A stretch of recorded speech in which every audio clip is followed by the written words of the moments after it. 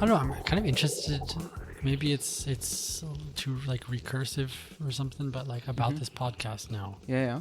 because you didn't tell me much about it. Okay. Can you give me? Maybe it's even like really interesting for the people who would ever watch this. Yeah. How many times have you, for example, done this over your travels? So What are some of the funniest moments? What are some of the most awkward, uncomfortable moments? When did it blossom? When did it really feel like shit and make you think that you shouldn't do it again? These kinds of things. Okay. I'm interested. I mean, in just this is only the third time of doing that. Yeah. The first was with Dakota. The second was with Cleo. Mm-hmm. And now it's with you. I mean, I would like to make as much of these as possible, but like, yeah, I really enjoy it. Like, so far there were no like uncomfortable moments. Surprisingly, this went pretty well. Like maybe let's set the like what is the goal of this whole thing? Yeah, that's thanks for giving yourself a question. No. I didn't really give a clear question. I'm underprepared. No, I like this. It's nice. I also kind of assumed that you'd been doing this like a lot of times. I mean, I've been podcasting for like quite some time. That's what I meant. I was confused. Yeah, because you even talked about your Hebrew podcasts. Yeah, but this specific podcast is new. It's a new thing. I started like during this month when traveling in Graz. Okay. Then, do you have a different goal? How does the goal of this podcast differentiate from the goal of your last podcast series? Yeah. So I mean, the podcast, the best podcast in the Middle East is it's like primarily focused on music. It's done by me and my friend Kobe. We both studied together in Tel Aviv. We did a bachelor's together, and he then went on to do like a master's in physics. But we have like a lot of shared interests, and we really like talking about music and analyzing music. So we basically decided to do like a music podcast where we just talk about music we like. Like every week, one of us like suggests something, and we talk about that. But here, I think we have a different goal. Like my goal here is like, first of all, to give platform to interesting artists I like and that I know, and just to have like a space for art discourse in a very like non-academic and non-pretentious setting where people can just like talk about art, talk about their fantasies, what they like, what they're interested in. In like a very mundane, I would say, setting.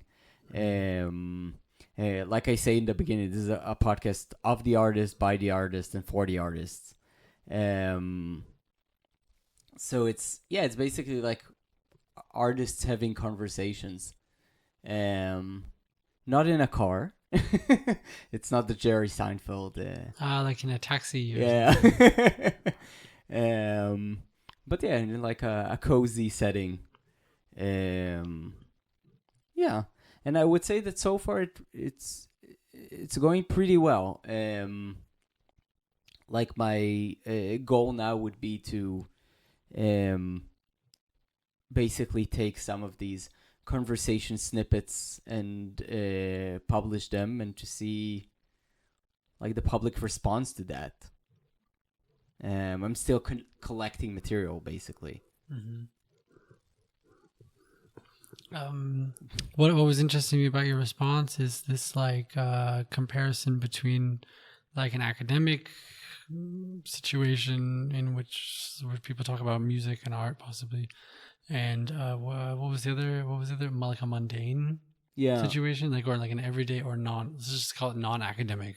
Yeah, I mean it's not really a non-academic, like for me it's like like what I'm trying to emulate here. Of course, you can't do that 100%. It's like a conversation we would have if we were just like talking to each other without like this whole setup with the lighting and the cameras and the microphone. It's impossible. It's impossible, but like I'm trying to get as close as possible. Mm-hmm. This is why I don't have a studio. This is why I have like this mobile studio that I'm taking to my guest's place, and like we sit there on like a sofa and not like on with like a desk and these like microphone stands. So I'm trying to make it as simple and mundane as possible. Mm-hmm. To make it also like a cozy and comfortable for my guests. Yeah, and I think this is one of the saddest things that the university is not that. It's not cozy. That the university, I mean, it used to be, I think, like in the 1960s or something, Mm-hmm. people would smoke in classrooms. Mm-hmm. And Yeah. I think there could have been more, like, I don't want to say eye to eye, because there was still like maybe a professor teacher, like I'm thinking in different languages.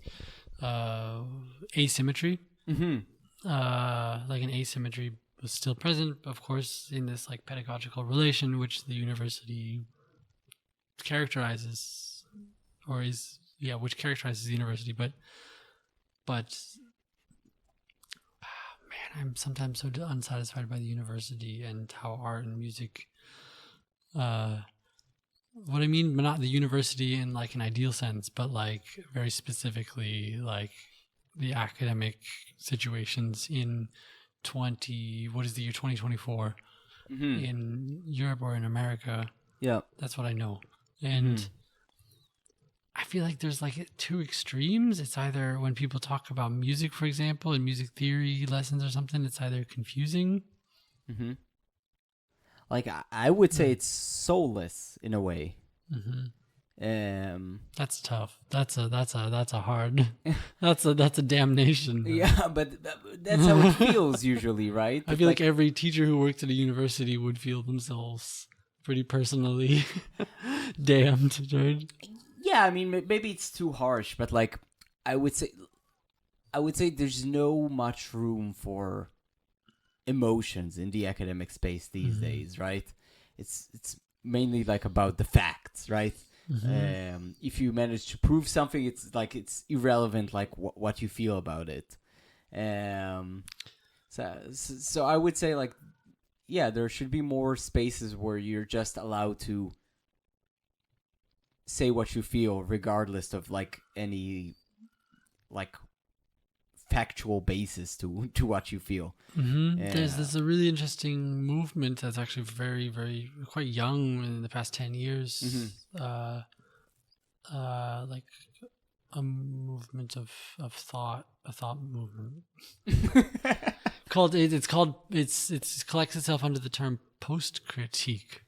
I heard of that. Post criticism. Yeah. Which really seeks to name.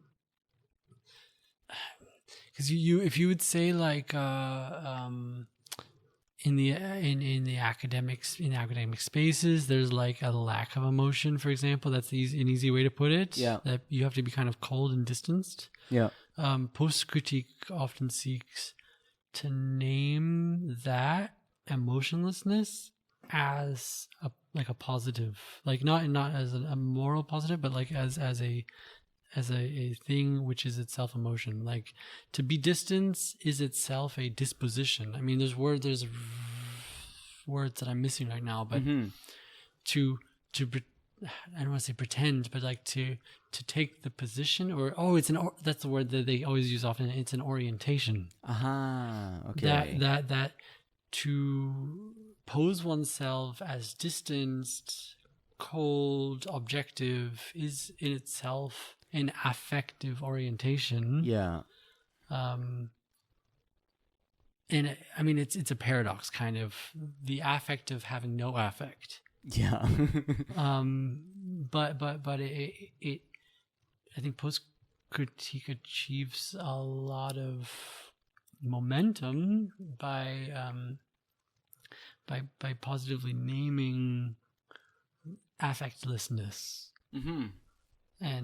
And finds a lot of connections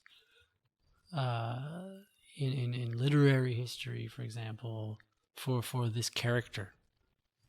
Cool. Yeah, because exactly, it's something, this like academic persona tries to be the thing which escapes objectification, or like subjectification, you know, this and tries to see everything as a totality, as a whole, but it still has a position somewhere, you know, an Archimedeal point from outside. Yeah, no. So that'd be my personal. I'm summarizing it on the tip of my tongue. Yeah. And maybe